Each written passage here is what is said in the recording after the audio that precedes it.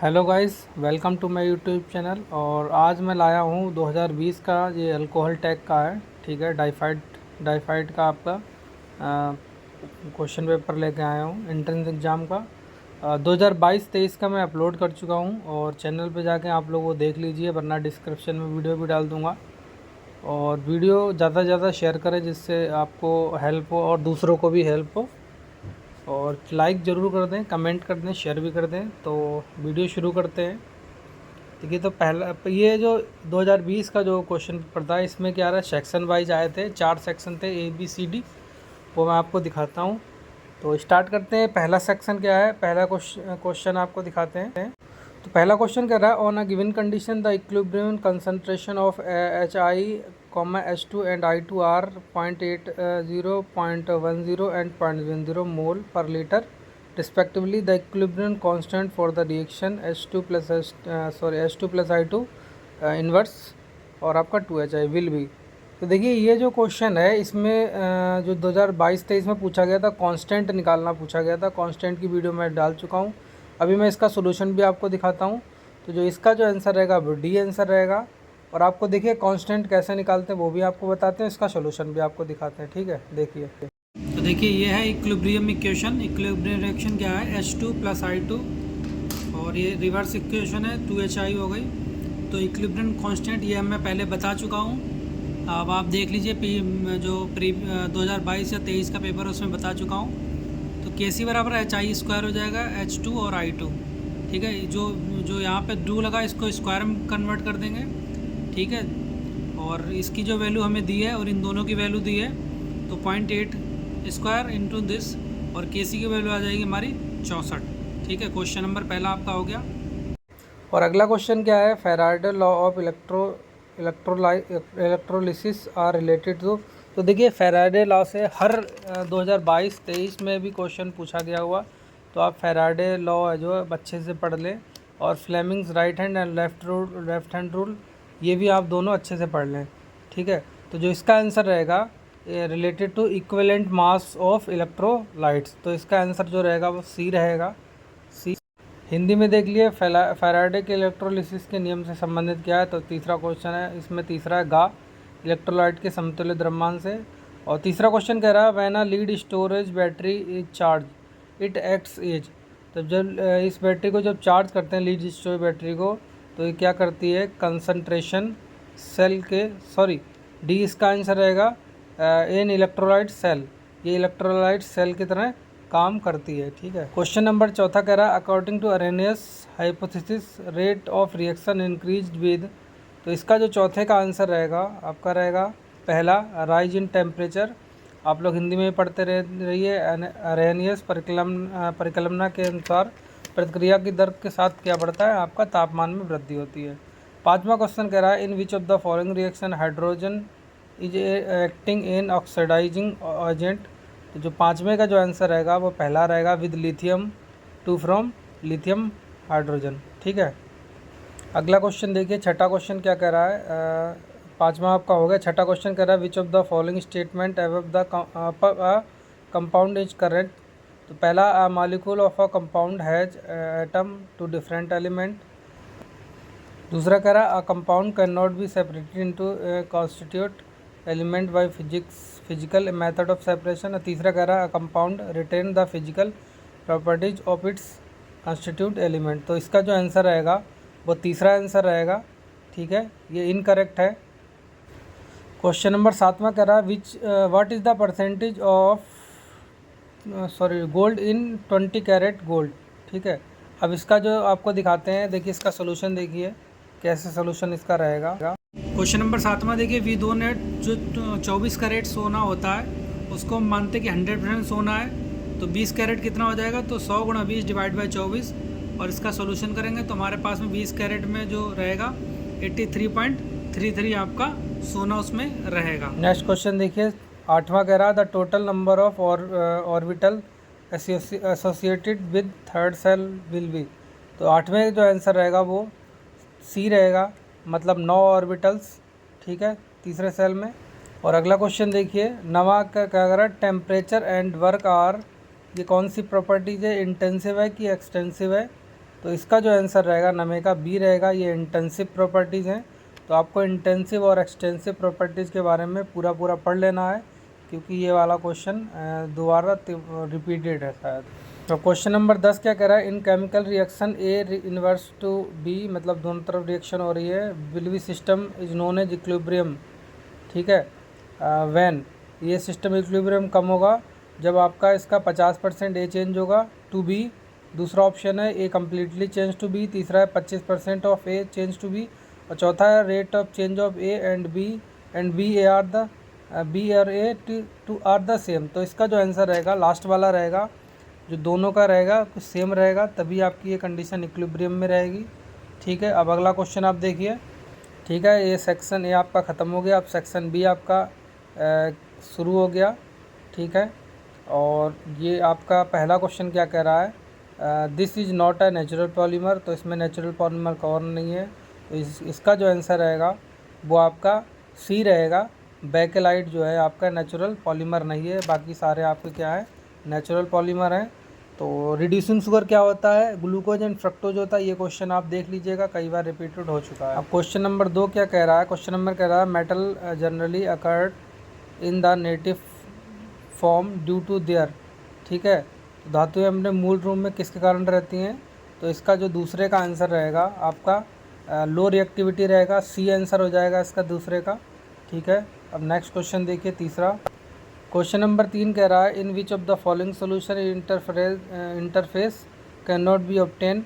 तो इंटरफेस किस में नहीं होता है, मतलब बीच में जो है इंटरफेस नहीं होता है, वो आपका जो आंसर रहेगा वो आपका गैस रहेगा। गैस में कोई भी बीच में क्या इंटरफेस नहीं होता है, बाकी सब में आपका इंटरफेस मिलेगा। और चौथा क्वेश्चन कह रहा है कि extent of adsorption is depend upon. ये देखिए आपका क्वेश्चन जो है रिपीटेड है चौथा। तो एडजॉर्प्शन जो होता है किस पे डिपेंड करता है, वो आपका temperature, pressure and surface area तीनों पे करता है। तो इसका आंसर चौथा रहेगा, ऑल ऑफ एबव। अब पाँचवा क्वेश्चन कह रहा है the gaseous envelope around the earth is known as atmosphere.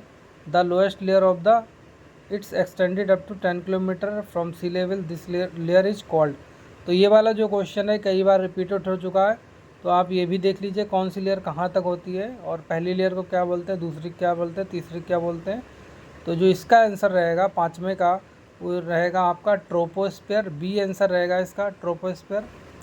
Question number छठा क्या करा है, photochemical smoke normally does not contain. तो इसका जो आंसर रहेगा आपका छठे का आपका रहता है ए ऑप्शन क्लोरोफ्लोरोकार्बन, इसे बोलते हैं CFC।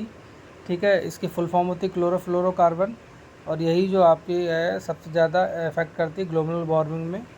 तो ये भी आप पढ़ लीजिए। और सातवां क्वेश्चन कह रहा है फाइंड द इनकरेक्ट स्टेटमेंट। तो पहला ऑप्शन है VOD value of clean water is less than 5 ppm। तो पहला इसका आंसर ठीक है।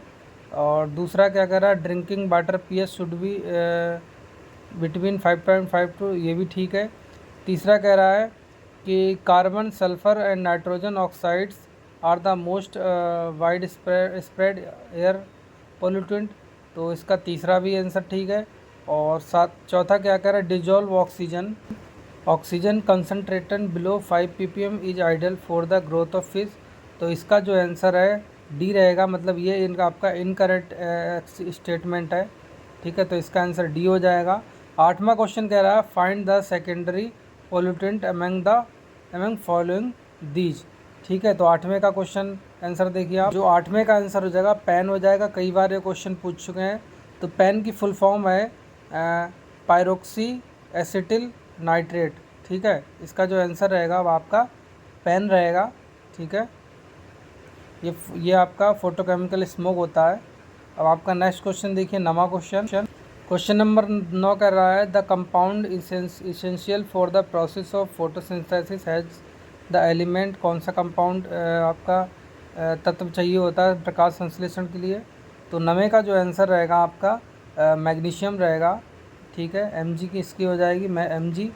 और 10वां क्वेश्चन कह रहा है how many structural isomers are possible if one hydrogen in diphenyl और methane is replaced by chlorine. तो 10वें का जो आंसर रहेगा वो आपका बी ऑप्शन रहेगा, मतलब 4। ठीक है। अब आप नेक्स्ट सेक्शन देखिए। सेक्शन बी आपका ख़त्म हो चुका है। अब आप सेक्शन सी देखिए। सेक्शन सी का पहला क्वेश्चन जो है ये आपका बायोकेमिस्ट्री से है। Which of the following is not correct for prokaryotic organism. तो ये वाला जो क्वेश्चन है वो रिपीटेड है, ठीक है, और कई बार पूछा जा चुका है। 2022 या 23 में भी एक बार क्वेश्चन इससे पूछा गया। तो इसका जो पहला आंसर रहेगा, peptidoglycan in cell wall is the major component, ठीक है। इसका जो आंसर हो जाएगा पहला हो जाएगा। अब आप दूसरा क्वेश्चन देखिए। अब देखिए क्वेश्चन नंबर 2 है, the limitation of the exponential growth model is that, ठीक है, इसकी वृद्धि क्या है। तो इसका जो आंसर रहेगा आपका, the factor causing cell growth to step and slow are not kept into. तो इसका जो ऑप्शन हो जाएगा वो बी ऑप्शन हो जाएगा, ठीक है। अब आप तीसरा क्वेश्चन देखिए। तीसरा क्वेश्चन कह रहा है, normal metabolic process the regulates blood sugar requires, ठीक है। तो जो तीसरा जो क्वेश्चन है, तीसरे का जो आंसर रहेगा वो आपका ए ऑप्शन हो जाएगा, मतलब क्रोमियम आपका इसका आंसर हो जाएगा। अब आप चौथा क्वेश्चन देखिए। चौथा क्वेश्चन कह रहा है, protein portion of enzyme when combined with organic molecules is referred as. तो इसका जो आंसर रहेगा चौथे का वो ए रहेगा आपका एपोजाइम, ठीक है। पांचवा क्वेश्चन देखिए। पांचवा क्वेश्चन कह रहा है, catabolic breakdown of alanine result into. तो पाँचवें का जो आंसर रहेगा वो आपका सी रहेगा, पायरोवेट, ठीक है। इसका आंसर जगह पायरोवेट। अब आप नेक्स्ट क्वेश्चन देखिए। तो होप है आपको यहाँ तक समझ में आ रहे होंगे। अब नेक्स्ट क्वेश्चन देखिए, छठा क्वेश्चन, फ्रक्टोज इज़ मेटाबॉलाइज्ड बाय। तो इसका जो आंसर हो जाएगा छठे का वो आपका सी आंसर हो जाएगा। इसका हो जाएगा ग्लिसरल्डिहाइड 3 फॉस्फेट, ठीक है। नेक्स्ट क्वेश्चन देखिए। क्वेश्चन नंबर 7 क्या कह रहा है, the sugar which forms major component of nucleic acid is. तो इसका जो 7वें का जो आंसर रहेगा वो आपका रहेगा राइबोसोम, ठीक है। इसका आंसर होगा राइबोसोम। और 8वां क्वेश्चन कह रहा है, which of the following organs is not involve in elicitation of human response. तो इसका जो 8वें का जो आंसर रहेगा वो आपका रहेगा ब्रेन, ठीक है। कौन सा अंग है जो प्रतिरक्षा प्रक्रिया के उन्मूलन में शामिल नहीं है। तो आपका आंसर हो जाएगा ब्रेन, ठीक है। अब नेक्स्ट क्वेश्चन देखिए। 9वां क्वेश्चन कह रहा है, आरएनए प्रोसेसिंग इन्वॉल्व। तो आरएनए क्या होता है, कैपिंग, टेलिंग एंड स्प्लिसिंग। तो इसका जो आंसर रहेगा 9वें का ऑल ऑफ दीज हो जाएगा। 10वां और लास्ट क्वेश्चन इस सेक्शन का, सी सेक्शन का, कह रहा which will not occurs if O2 is not available for respiration. तो इसका जो आंसर रहेगा 10वें का सी रहेगा, कर्ब साइकिल, ठीक है। तो देखिए ये आपका केमिकल एंड बायोकेमिकल इंजीनियरिंग का क्वेश्चन है और ये सेक्शन डी है। तो सेक्शन डी का पहला क्वेश्चन है, ठीक है, a gaseous mixture contain methane and एनर्गेट 20 ml of mixture required 16 ml of O2 for complete combustion, the percentage of methane in a mixture is equal to. तो इसका जो है आपको सोल्यूशन खुद करना है, ठीक है, आप लोग खुद कीजिए और इसका आंसर देखिए। अब आपके लिए दूसरा क्वेश्चन आपको मैं बताता हूँ। दूसरा क्वेश्चन क्या कह रहा है कि the operation of a rotameter is based on. तो रोटामीटर जो होता है आपका एक फ्लो मीटर होता है और ये बेस्ड करता है आपका वेरिएबल फ्लो एरियाज, ठीक है। प्रवाह क्षेत्र में रोटामीटर एक पंप होता है, ये रोटामीटर एक पंप रोटा पंप होता है, वहाँ पर एक रोटामीटर लगा होता है, ठीक है। तो रोटा एक पंप होता है। और आपका नेक्स्ट क्वेश्चन है आपका नंबर 3।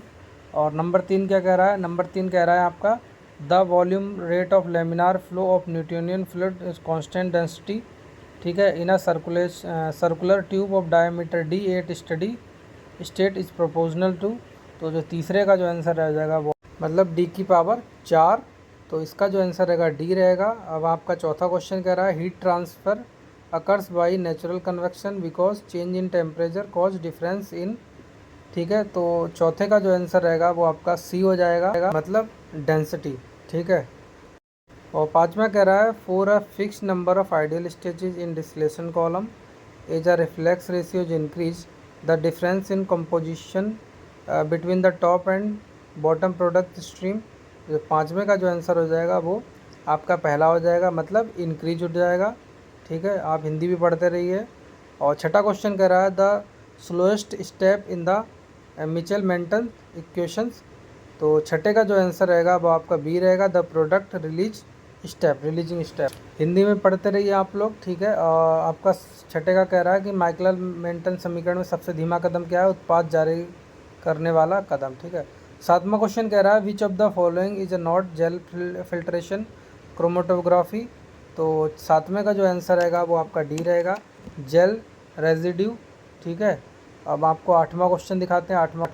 आठवां क्वेश्चन कह रहा है the temperature of 20 degree centigrade is use to take BOD of, ठीक है। 20 डिग्री तापमान का उपयोग कर रहे BOD कितने दिन में लिया जाता है।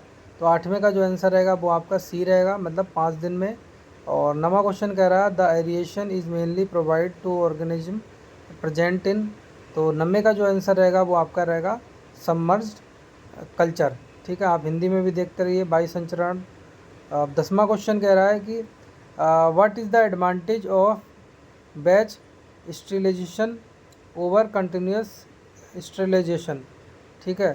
तो इसका जो 10वें का आंसर रहेगा वो आपका डी रहेगा, मतलब लोअर इक्विपमेंट कॉस्ट, ठीक है।